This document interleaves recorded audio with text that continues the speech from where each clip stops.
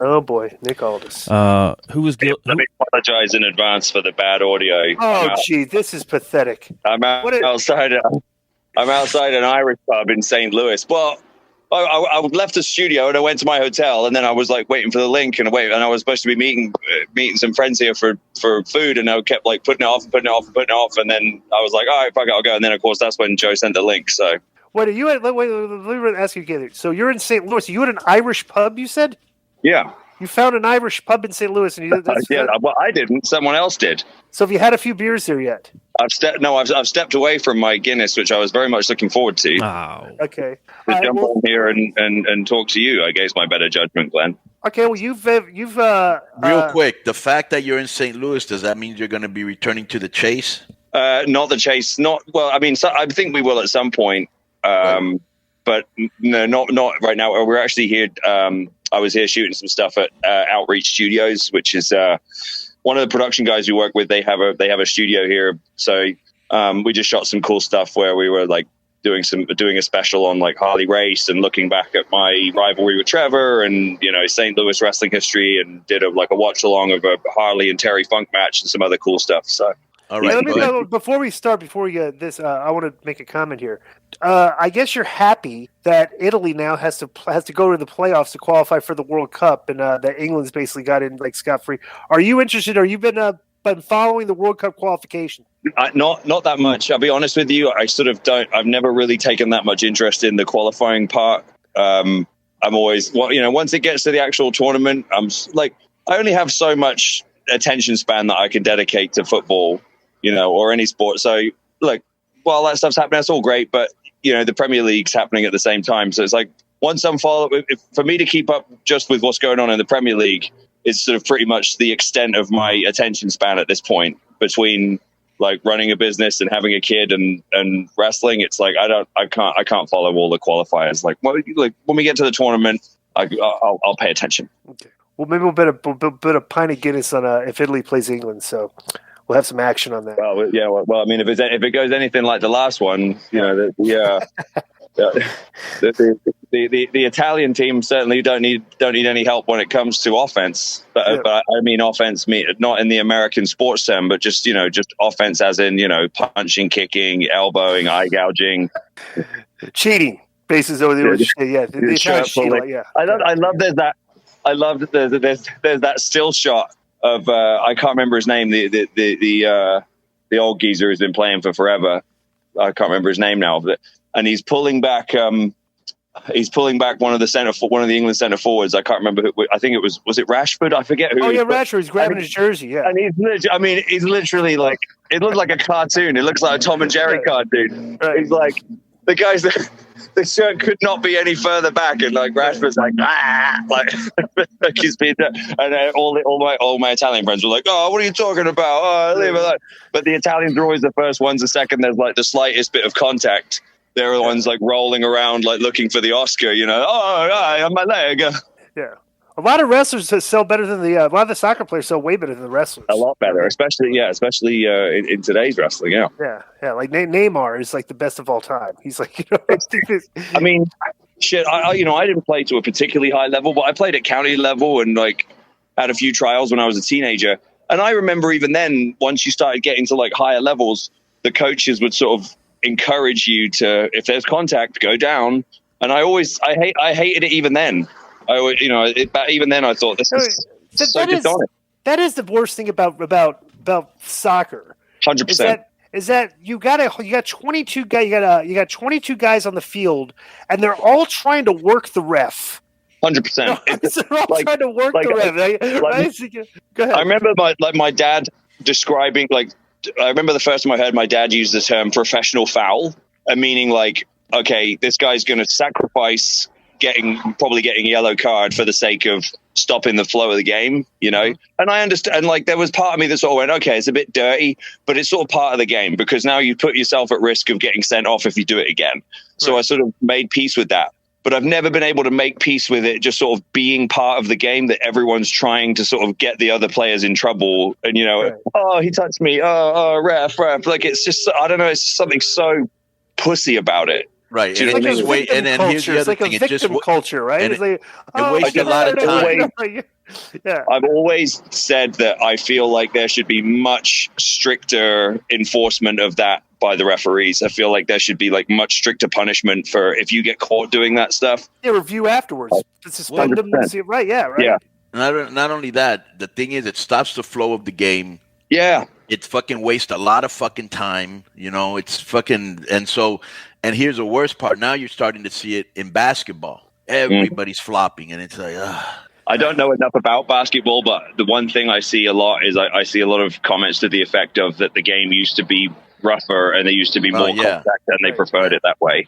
right. Yeah. Yeah, fuck yeah. Same thing with football. Before, if you got the quarterback, God help the guy. Now if you just touch him, they're kicking you out. What do they call it? Excessive violence. What do they call it? Roughing the passer. Unnecessary roughness. Unnecessary roughness. Like, but Bro, as now they opposed have to the necessary stuff.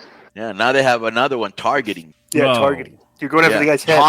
Taunting. You can't even spin the football. I did think it was hilarious that an American sport of all things decided to enforce a rule against like. Wait, hold on. So now you're going to try and put the cat back in the bag? Yeah. Like now you're going to say, hey, fellas. Let's tone down the gregariousness a little bit. Let's not be so overstated. This is America, of course. Let's not be so rough. Right. What? So you got you're on here to promote a big show coming up from my time too. Yeah, it's a good show. Look, and truthfully, we know that like December is not exactly the hottest time of the year, figuratively or physically. But it's fans want to be entertained, Nick. It's a great time. It's the holidays. Everybody's getting together again. It's a crowded marketplace, but it's a stacked card for the pay-per-view, man. I'm very excited that Doug Williams is finally coming over to the States again for the first time in 8 years. So he's going to be wrestling in the NWA. Why hadn't he come in 8 years? Because I remember him from back in the day. Well, his contract expired with TNA, and he decided to go back to England. All right. He was meant to come over for Ring of Honor right before COVID, which is so luckily he had a visa from that. I've been lobbying like, hey, because Doug loves the products. Like he was one of the first guys that reached out to me when Power first started. He was one of the first guys that texted me and said, I fucking love it. Like, I love the show. Bro, it's going to be great to see him again. But so good. And he's wrestling Colby Carino, which let me just say this. When I went backstage, there were a couple of young guys I was very impressed with. And I don't think we've talked about this, but I want to give him his props. I thought Colby Carino was fantastic. Me too. In the ring, on the mic, everything. Well, kid's got it. Yeah. It should come as no surprise, right? When you look at his heritage. But yes, like the dude is he's my draft pick. I said I labeled him earlier this year on Twitter. I think I called him the best acquisition, the best NWA acquisition of the year. Like he's got it. He gets it, and he's no. The best acquisition of the year is when I showed up with LAX. As a temper, I wouldn't describe you as an acquisition. I didn't have you in the acquisition bracket. All right. I had you in the special guest appearance bracket. And you eked out Flair. But that's that's my personal bias because of our business arrangement. Yes. But Doug and Colby's going to be a banger. Mickey's finally wrestling in the Power Studio. Like again, I know she's wrestled for the NWA already, but ever since we did that show, she was, when we first started doing it, she was still with WWE. But it means a lot to her to be in that studio because that was her first sort of foray into wrestling, was watching the 605 TBS show. So she's stoked about it. A-Double. Yeah, I think Mickey's going to be wrestling Kiera Hogan. All right. So that should be good. Match. Austin Aries is coming in. Mike Knox is coming in. There's a few other guys coming in too. Darius Lockhart's coming in. That's another guy that I've sort of been lobbying for a while. Where's he from? He's on the independents, but he's got a great look, great presence, good talker. very good technical wrestler. I think he'll fit in really well in the NWA. What What have you been doing since you lost the title? What's been your career arc? What that was the K100 Hex, by the way. Yeah, by the way. K100 Hex was in full effect. Yeah. Well, it was the double Hex because I lost the title and someone ran into my Jag. And got put on probation. Don't worry, I upgraded. I got the insurance covered it, and I got a newer Jag, so we're all good there. Very nice. I switched it out for a black one, and no. So after that, basically, I kind of gave Trevor his props and sort of said, "Hey, I'm gonna step away from the title picture for a minute and let you have your sort of free and clear run in the sun with the title." And before I had a chance to sort of figure out where I was going next. We got right into it with Tom because Tom turned on me and thought I'd gone soft, and so now we're Tom Lawler. Tom Latimer. Tom Latimer. I mean, excuse me, Tom Latimer. The guy that's in the group with Chris Masters. Chris Masters. Yeah, and then I went to Poland, and Masters even interfered in my match in Poland. So Poland. It was a blast. Funny, funny because it reminded me a lot of Rinka King in India, where it was like you have these guys with this incredible set and incredible production values, and they're really impressive with what they've been able to get going. But then most of the talent are like way too green to be in on a show of that magnitude. So then you see, that those of us who had some experience, so like myself and Masters and Santino and Axel, who I forget what his name was in NXT, something Wolf, I think. Desmond Wolf, right? Or something like that? No, not Desmond Wolf. That was Nigel McGuinness. Anyway, but yeah, and so like between us, we were sort of trying our best to kind of get the most out of the guys, and they were good. They were good guys, just super green. They were Polish guys.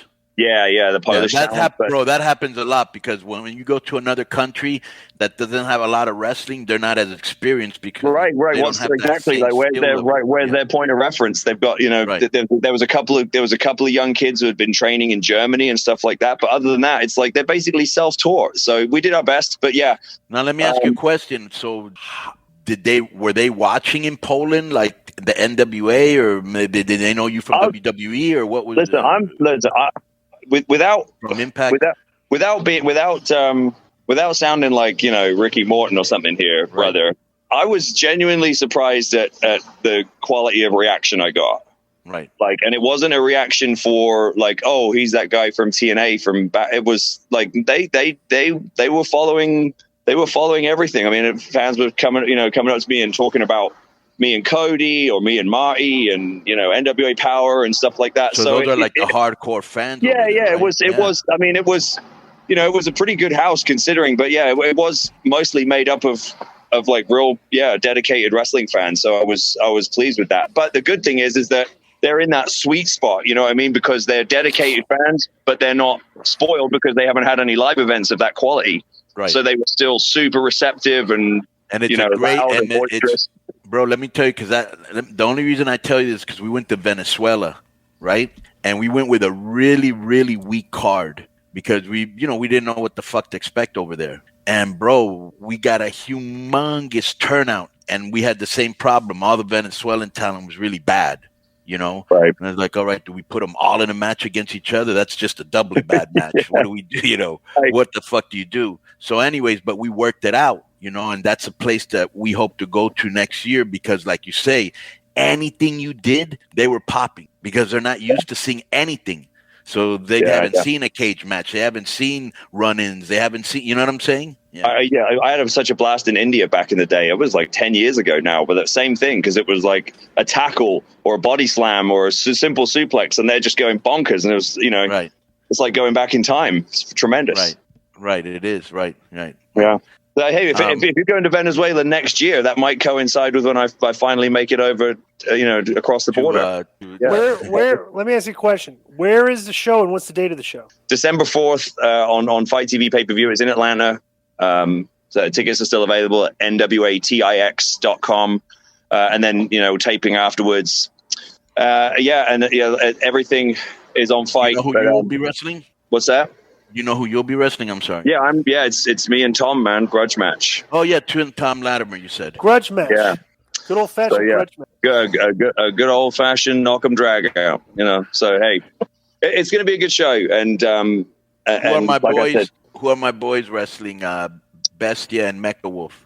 I think they're wrestling The End. Mike Parrow and Odinson. They've done a little bit on the indies here, and they've done a little bit in Japan, I believe. A couple of big super heavyweight guys. You kind of put them together when you were over.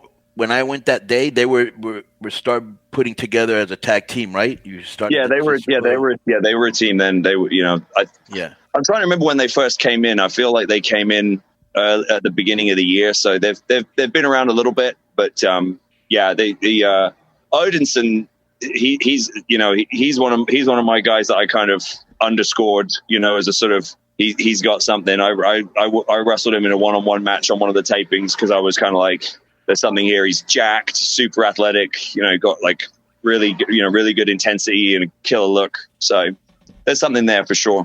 Anything else you want to talk about the show? Anything else you want to plug? Well, look, the pay-per-view, like I said, I feel like it's actually a really stacked card. So if we did this, I just said this when I was in the studio, that what I always wanted for the NWA, and look, it's not my company, so it's not, anything that I say is just my own opinion. But what I always thought the NWA could be to stand out was to sort of highlight some of the elements of pro wrestling that focus more on the sort of grit and the kind of athleticism and the drama of it, rather than necessarily like the perfect execution of a wrestling match in the meta. Do you know what I mean? And that's not a knock on any other product, right? For my mind, it was always like, that's the best way that's what the NWA can bring to the table. That doesn't require bigger production values, doesn't require, all of the things, like, play to your strengths. And so I wanted the NWA to be that. Yeah, it's more like old school wrestling. Like we just had a mailbox, Nick, a mailbox guy, mailbag. He sent this thing, and he was saying that Meltzer said that the Luchasaurus match against Christian Cage and those guys that they just had on the pay-per-view, I don't know if you saw it. Well, he gave that match 5 stars, which I did see. And then he gave another match, which was I think it was Rollins and Edge, was it? Yeah, in Arabia. The ones in Rollins in Arabia. Hell in the Cell. Or Hell in a Cell, he gave that 4.5 stars or something like that, or 4 stars, which I saw. And even though I like Lucha more, I like the Luchasaurus type of match because that's what I like. I actually like the other match better than And so and it was more the match that you're talking about, with a storyline and selling and all that. Yeah, but look, I think there's a place. For all of it. Right. Yeah, I think there's a place for all of it. For my money, historically, I think it's always been proven that the matches that push the buttons that we're talking about, like that have athleticism and grit and drama and emotion and a functionality to the work in the ring and a believability to it, they're usually the ones that draw the most money. So it's like, do with that what you will, and ultimately, I'm not gonna comment on one person's opinion. I feel like maybe everyone just takes that just a touch too seriously. Ultimately, I've always said there's no such thing as the best wrestler. There's no such thing as the best match or the best promotion or anything. It's your favorite, right? Everything is your favorite. Like if I do a meet and greet and I meet a little kid, I don't say to him, "Who's the best wrestler?" Like I say, "Who's your favorite?" And they might say, "Oh, Jeff Hardy," or John Cena or Roman Reigns or whoever they say, but it's your favorite. I would never have the arrogance to say that my favorite wrestler is the best wrestler in the world. Like, it's just my favorite. You know what I mean? And I just feel like all of that stuff just becomes a huge distraction when ultimately we're all trying to do the same thing. We're all trying to make some money and generate some emotion and, create some escapism for people who love what we do. Are you in talks with any of the recently released wrestlers from WWE to come to NWA? Am I? You're talking to me like I'm, Office. You want to talk to you? I mean the NWA. The NWA. Possibly. I'm sure there'll be some new faces. And I dare say that I mean, look, there's a whole bunch of guys and girls now who are looking for somewhere to hang their hat and get some work. So yeah, all the Ring of Honor town also. So look, it's a weird time, but the Ring of Honor. So Bennett and Taven will be at the pay-per-view. They'll be on that show too. I think Rhett Titus is coming in from the recent Ring of Honor Exodus. So look, there's going to be some new faces and some intermingling, and I think what we've seen in the last couple of years is only going to increase now in terms of more crossbreeding. Like, don't be surprised if you see me show up somewhere else and some other people that you've associated with the NBA somewhere else. Him show up in AAA. Hey, it'll be the most surprised. Talk about that every time you're on this show. You guys talk about that every time you're on the show. And this is going to be like the Chris Jericho rib, where you know how I would always call Jericho and he would never answer. Right. We're building up. We're building up to this huge debut. We're teasing him, right? We're just tickling the fuck out of those Mexican balls, getting them ready so that when I finally show up, they're just ready to explode. Boom. Thank you guys as usual for your support of LegacySups.com. The new wellness line out now with the organic greens, the Superfood Pro greens and reds, MCT oil, and apple cider vinegar gummies. All very good for you. All very good to add to some of the existing stuff that you might be subscribed to. All the products at the site now have the subscription option, so you can save and subscribe, so you don't have to worry anymore about ordering every month. You can opt to subscribe to the product, and it will be shipped to you every 30 days, and you get it at a cheaper price. Excellent. Well, you can't beat that, man. And of course, you can always use code K100 to show your support for K100 fam, and that helps me know how much of the K100 family are checking out the stuff at the store. Well, as you've told us before, they buy quite a lot of your substance, and we use it here. We always put it over, And, yeah, dude. Right before I came on, I just saw on Twitter somebody tagged me and you, I think, Konnan, in a thing where the guy had said he'd lost like 32 pounds. Yeah. Sweet. Showing some really good results. So yeah, I always love seeing that stuff because I believe, I do believe in what we're doing, and I believe in the products. I use them all myself. So right, so do we here. Like I said, and we wouldn't hawk anything we didn't use ourselves. So go support NWA, man. Friend of the show, Nick, always putting on and doing cool shit over there with Billy Corgan in the group with Pat Irishman Kenny, who must be driving everybody crazy with Notre Dame talk. Office. He needs to change his name from Irish Pat Kenny to Office Pat Kenny.